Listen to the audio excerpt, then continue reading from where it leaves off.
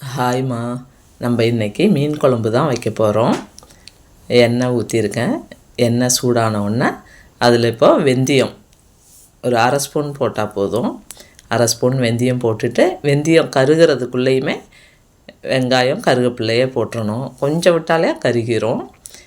வெங்காயம் கருவேப்பிலையும் போட்டுட்டு நல்லா வதங்கணும். வதங்கினதுக்கப்புறம் அதில் தக்காளியும் போட்டுட்டு வதக்கிடணும். மீன் குழம்பு ரொம்ப ஈஸி தான். எப்போவுமே நான் தேங்காய் அரைச்சி ஊற்றாமையே தான் குழம்பு வைப்பேன். அது அந்த டேஸ்ட்டு பிடிச்சிட்டதுனால அப்படியே வச்சுட்டு பழகிட்டோம். இன்றைக்கி நான் தேங்காய் அரைச்சி ஊற்றி தான் வைக்க போகிறேன். இப்போ தக்காளி நல்லா வதங்கினோடனே கொஞ்சம் தக்காளி இது மூடி வச்சோன்னாக்கா ஒரு செகண்டில் நல்லாவே வதங்கிடும். அது ஒரு மாதிரி வெந்த மாதிரி ஆகிட்டா நம்ம இப்படி அமைக்க உடச்சி விட்டுறலாம். அதனால் கொஞ்சம் நேரம் மூடிட்டு எடுத்துகிட்டு கொஞ்சம் வெங்காயமும் தக்காளியும் அரைச்சி வச்சுருக்கேன். அதையும் இப்போது போட்டாச்சு. இது அரைச்சி நான் ஏன் போடுறேன்னு சொன்னால் கொஞ்சம் திக்னஸ் வேணுங்கிறதுக்காக. நான் தேங்காய் அரைச்சி ஊற்றாமல் வைக்கிறதுனால இப்படி ஒரு கொஞ்சம் திக்னஸ் வேணுங்கிறதுக்காக இப்படி அரைச்சி ஊற்றிட்டு வதக்கிட்டு வைப்பேன். ஆனால் இன்றைக்கி நான் தேங்காய் அரைச்சி ஊற்றுறேன். இது நல்லா வதங்கினதுக்கப்புறம் இதில்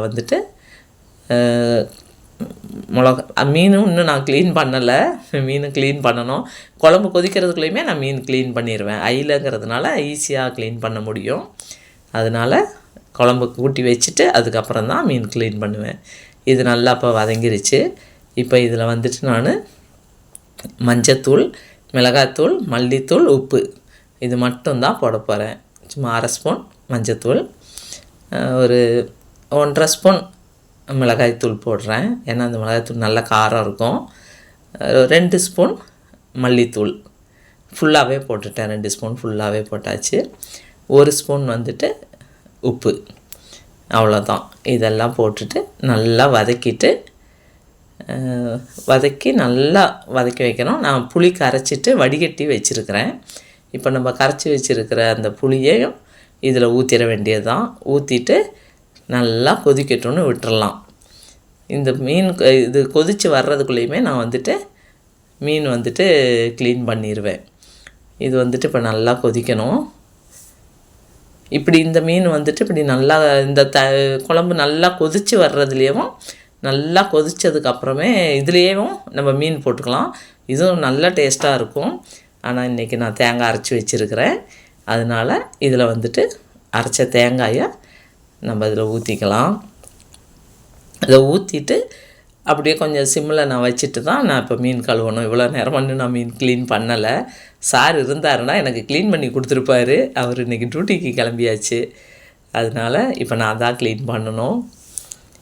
இப்போது இதில் நம்ம மூடி வச்சிட வேண்டியதுதான். மூடி வச்சாச்சுனாக்கா மீன் க்ளீன் பண்ணிவிட்டு வர்றதுக்குள்ளேயும் இது கொதிச்சிரும். உள்ளே நின்று தான் கிச்சன்லேயே தான் நின்று நான் க்ளீன் பண்ணுறேன். அதனால் இதை மூடி வச்சுட்டு இப்போ மீன் க்ளீன் பண்ண போகிறேன். குழம்புக்கு தேவையான மீனை மட்டும் ஃபஸ்ட்டு க்ளீன் பண்ணி உப்பு போட்டு நல்லா கழுவி எடுத்து வச்சுக்குவேன். அதுக்குள்ளேயும் இந்த மீனை இதில் போட்டுட்டு அடுத்தது நம்ம வறுக்கிறதுக்கு க்ளீன் பண்ணிக்கலாம். இப்போ குழம்புக்கு தேவையான மீன் நான் க்ளீன் பண்ணிட்டேன். இப்போ இன்னும் குழம்பு கொதிக்கலை. இப்போ அந்த மீனெல்லாம் நான் இப்போ க்ளீன் பண்ணி வச்சுருக்கிறேன். உப்பெல்லாம் போட்டுட்டு நல்லாவே கழுவியாச்சு. இப்போ கொஞ்சம் ஜாஸ்தியாக வச்சுக்கிட்டேன். இப்போ நல்லா குழம்பு கொதிச்சிருச்சு. இப்போ நம்ம மீன் போடலாம். ஏன்னா ஐல மீன் ஈஸியாக க்ளீன் பண்ணிடலாம். அதுக்கெல்லாம் ரொம்ப டைமே எடுக்காது. இருக்கிற மீன்லேயே ரொம்ப ஈஸியாக க்ளீன் பண்ணுறது நம்ம ஐல மீன் தான். நல்லா திக்னஸாகவும் இருக்குது குழம்பு. தேங்காய் நம்ம அரைச்சி ஊற்றி இருக்கிறதுனால வருஷக்கணக்கே ஆயிடுச்சு நான் தேங்காய் அரைச்சி ஊற்றிட்டு மீன் குழம்பு வச்சு.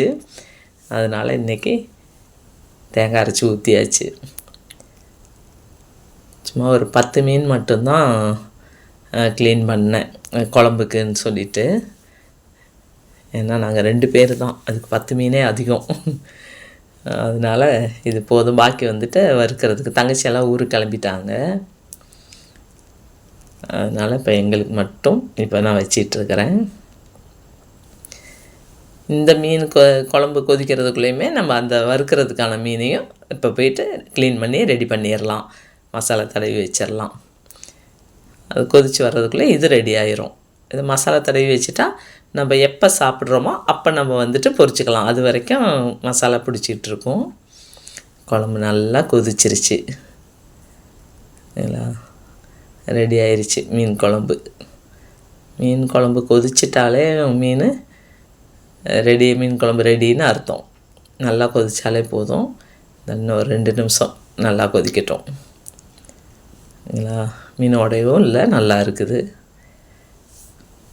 2 நிமிஷத்துலேயே நல்லா கொதிச்சிரும். இப்போ மீனும் மசாலாவும் பரட்டி வச்சுட்டு ஏதோ ஆஃப் பண்ணி வச்ச மீன் குழம்பும் ஆறுனதுக்கப்புறம் இன்னும் கொஞ்சம் திக்னஸாகவே இருக்குது. நல்லா திக்காகவே இருக்குது குழம்பு. சூப்பராக வந்திருக்கு. டேஸ்ட்டும் சூப்பராக இருக்கும். அயிலை குழம்பு சாதாரணமாகவே அயிலை சாலை 2மே நல்ல டேஸ்ட் கிடைக்கும். மீன் மட்டும் சாப்பிடும்போது வறுத்துக்குவோம். ஓகேங்க, பாய்.